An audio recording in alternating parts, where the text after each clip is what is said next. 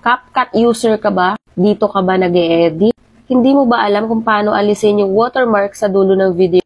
Kung yes ang sagot at kung interesado kang malaman, tapusin mo ang video na to. Ituturo ko kung paano alisin ang watermark sa dulo ng video. So guys, napakasimple lang.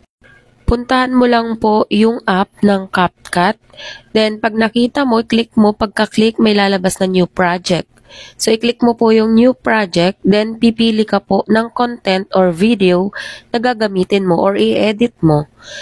Pagka-click mo ng video, ayan, lalabas na siya. Then, puntahan mo po yung dulo niya.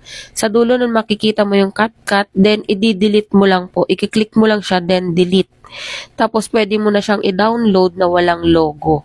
Ganun lang po kasimple ang pagtanggal ng watermark sa dulo ng video kapag CapCut po ang app na ginagamit nyo pang edit ng inyong mga videos. So, sana po mayroon akong na-share sa inyo na idea for today's video. Pa-comment naman guys kung taga saan kayo para malaman ko kung hanggang saan nakakaabot ang aking video. So, yun lang guys. Thank you and God bless. Ingat!